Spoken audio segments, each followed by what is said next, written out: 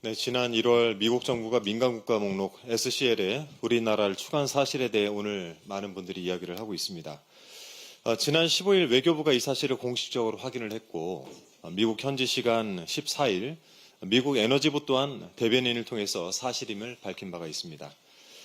정부가 얼마나 둔감했으면 목록 추가 이후 2달이 지나도록 민간 국가 목록에 포함됐는지조차 알지 못했나 싶습니다. 이란, 중국, 러시아, 북한 등 미국의 적성국이 상당수 포함된 민간국가 목록에 대한민국이 추가되었다라고 하니 우리나라의 국격이 대체 어디까지 추락할 것인지 허탈하기까지 합니다. 이 목록은 다음 달 15일부터 발효된다고 하는데 대응할 시간이 그리 많이 남아있지 않은 것 같습니다. 대한민국 외교력을 총동원해야 할 때인 것 같은데 그만큼 더불어민주당 또한 우리 국익을 생각해서라도 할 수 있는 일을 다 하도록 하겠습니다. 그런데 이 사안과 관련해서 국민의힘 권성동 원내대표가 아주 기묘한 해법을 내놓았습니다. 어제 기자간담회에서 민간국가를 언급하면서 뜬금없이 한덕수 국무총리 탄핵을 꺼내들었습니다. 대통령과 국무총리가 동시 직무 정지 상태라면서 이러한 외교 통상 문제에 대해 신속하고 긴밀한 대응이 어렵다라고 당장 오늘이라도 기각 또는 각하 선고가 내려져야 한다라고 주장을 했다고 합니다. 도대체 민간 국가와 한덕수 총리의 복귀가 무슨 상관이 있는 것인지 잘 모르겠습니다. 이 사태는 국민의힘 1호 당원인 윤석열이 대한민국 1호 영업사원으로서 우리 국격과 국익을 덤핑 세일한 결과입니다.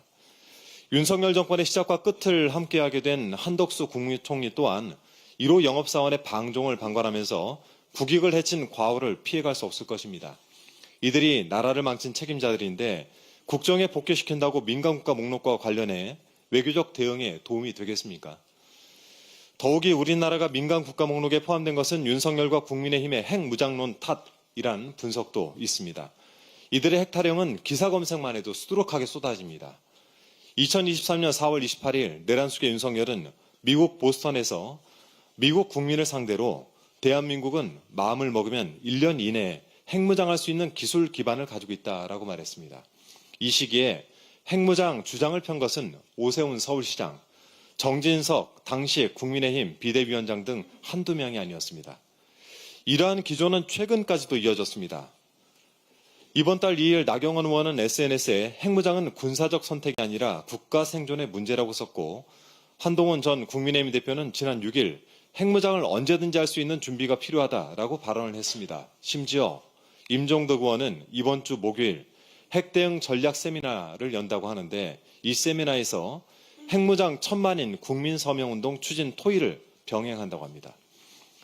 자, 이 정도면 핵무장이 국민의힘 당론이나 마찬가지인 것 같은데 이런 입장부터 당장 철회하겠다고 공식적으로 밝히고 국민께 사죄하는 것이 맞지 않겠습니까? 권성동 원내대표는 한덕수 탄핵 기각 같은 앞뒤 맞지 않는 주장이 아닌 핵무장에 대한 당 차원의 공식적인 입장부터 밝히시기 바랍니다. 이번 민간국가 사태는 대한민국에서 가장 위험한 사람이 내란숙의 윤석열이라는 사실을 정확히 증명하는 하나의 증거가 되었습니다. 핵무장을 수차례 주장한 한반도 최대 리스크 윤석열은 급기야 철저히 기획된 비상계엄으로 친히 구테타를 일으켜서 부동시 군 미필 전쟁광이 되었습니다. 내란숙의 윤석열을 파면하는 것만이 이 모든 위험을 제거해서 모든 것이 제자리를 찾아가는 대한민국의 아름다운 풍경을 가져오는 길일 것입니다. 8년 전 대통령 박근혜에 대한 탄핵 선고에서 헌법재판소는 이렇게 판결했습니다. 파면으로 얻는 헌법소의 이익이 국가적 손실을 압도할 정도로 크다. 내란숙의 윤석열을 파면해서 얻을 이익은 모든 손실에 비해 압도적으로 클 것입니다. 윤석열에 대한 헌재 선고가 늦어지고 한간에 여러 루머들이 돌면서 국민들은 매우 불안해하고 있습니다. 매일 복리로 늘어가고 있는 국가적 손실을 막기 위해서라도 헌법재판소는 하루빨리 윤석열에 대한 탄핵 선고를 내려주실 것을 국민과 함께 간곡히 요청드립니다. 이상입니다.